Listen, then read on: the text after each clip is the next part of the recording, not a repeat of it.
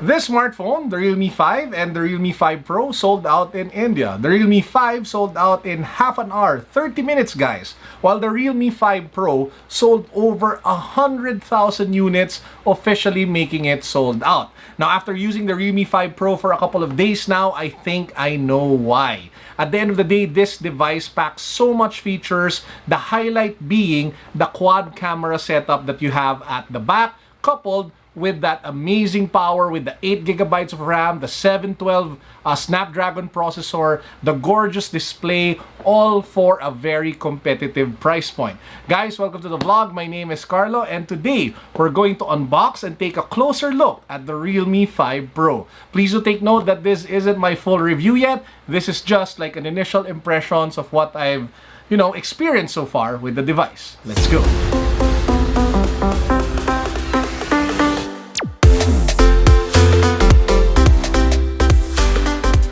Before anything, I just want to remind you guys, we actually have a giveaway for a Nintendo Switch. That giveaway mechanics is actually part of my video where I did a 1 million peso mystery gadget box unboxing. The link to that can be found down below, but you guys have to subscribe to my channel, you have to follow me on Instagram, and you have to join our Facebook community. The rest of the details down below in the description box. The Realme 5 Pro is just an incredibly fun smartphone to have.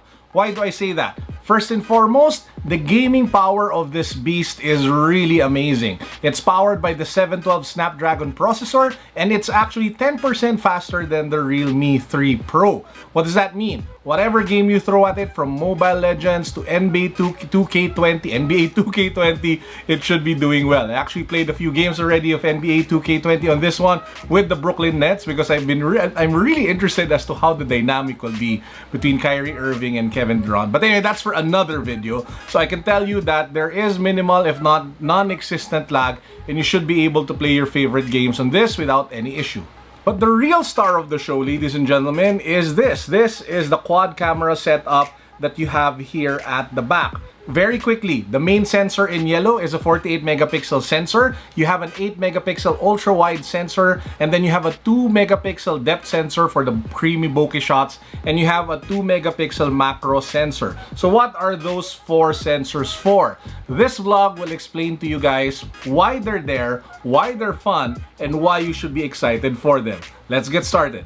First up, we have the 48 megapixel sensor, and basically you're able to take 48 megapixel shots, and what that allows you is for you to be able to take like better cropping, better detailed shots, and that pretty much is why you would want to use it. However, that's not the main purpose of the 48 megapixel sensor. If you take a normal shot with the photo default setting of the camera, what actually happens is called pixel binning, and that what basically means is that it uses the 48 megapixel sensor over here, cuts it up by 4, and then uses the best elements or combines the different elements of those 4 to produce a better picture with better detail and better low light performance. So that is actually the main reason why you have the 48 megapixel sensor on the camera, because if you use the normal photo capabilities, it comes out much better in terms of overall quality.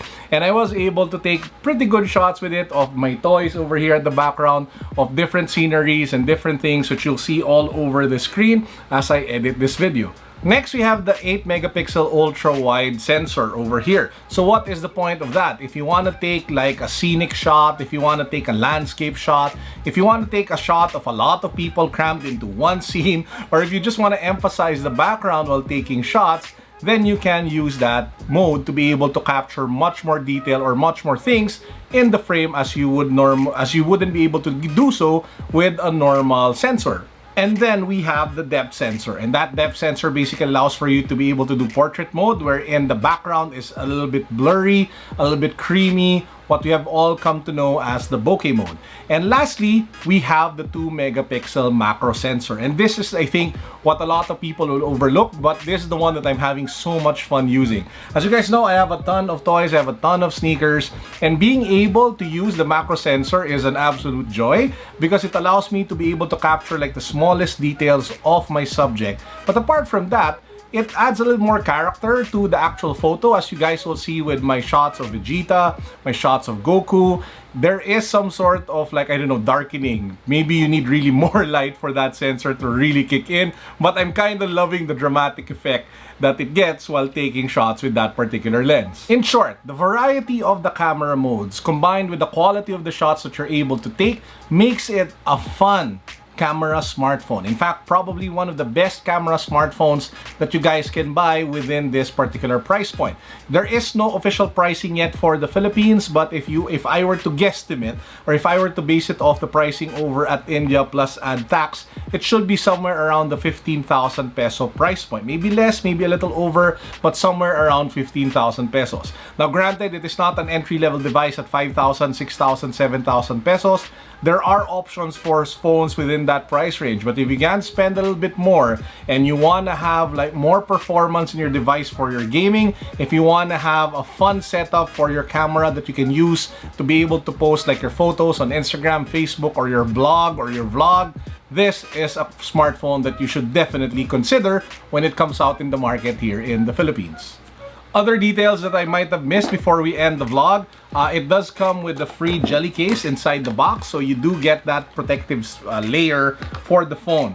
Please do take note that this is not like made out of glass, so it is still some sort of like hardened plastic, but it is kind of hefty, so it feels hella premium, guys.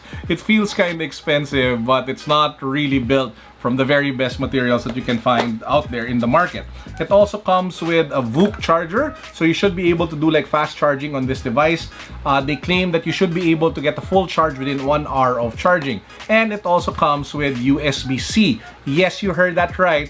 They did away with micro USB, guys. We now have USB-C for this phone. Finally! Thank you, Realme, for doing that. Note though that it doesn't come with earphones, so you should be able to buy that separately.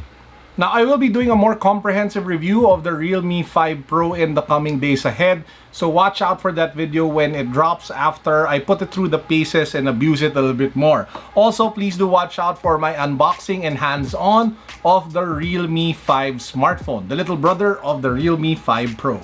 Now, if you're wondering where you can buy the Realme 5 or the Realme 5 Pro, bad news is that it's not yet available here in the Philippines. However, make sure that you guys are glued over to the Realme Philippines Instagram account for further announcements of the release of the device. They did send both units over for me to review, so that's the reason why we have them here at HQ. Now, if you want to hear more takes about the Realme 5 Pro, I will send you guys to 2 other YouTubers who've done like features of this device. Check out the hands-on over at Unbox PH, and check out also the hands-on of our favorite tech girl, Mary Bautista. The links to their videos can be found down below in the description box. And with that said, I hope you guys enjoyed our vlog for today. Please do make sure to subscribe, make sure to follow me on IG, join our Facebook community, and let me know what you guys think of the Realme 5 Pro in the comment section down below. Is this something that we should buy? Is this something that people should consider based on what you've seen so far on this channel and on the channels of Mary and Unbox? Let us know, comment down below. And that's it. Peace, God bless, what's up? Boom. So DG, how do I get started and how do I break in the influencer or blogging industry? So una sa lahat, ako kasi nag-start ako as freelance. So may passion na talaga ako about photography. So ginamit ko yung passion na to para mag-continue or magkaroon ako ng work. So nag-try talaga ako, nag-trial and error ako, nag-trial and error ako para i-try kung dito ba ako pasok. So nag-try ako mag-fashion, nag-try ako mag-travel.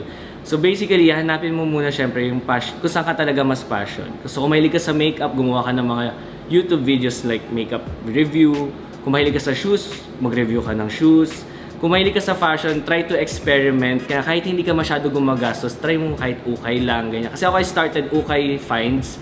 So hindi ko siya sinishare before, but still, manage kong gumawa ng maraming outfits through ukay-ukay. Then eventually, mahilig ako mag-travel. Doon ko na napasok yung mga travel content, which is gusto ko mag-share ng mga budget travels, mga budget na actually luxury and budget travels. Yun yung sinishare ko so far. And nakakatuwa kasi yun yung isa talagang passion ko, and siguro keep doing and trust the process lang always. Yun yung pinaka-quote ko sa sarili ko through the years na trust the process kasi whatever na ginagawa mo ngayon, mag-eventually susunod yan. So, if keep going lang kung hindi talaga siya para sa'yo, minsan hindi talaga. Pero kung para sa'yo talaga yun, para sa'yo talaga.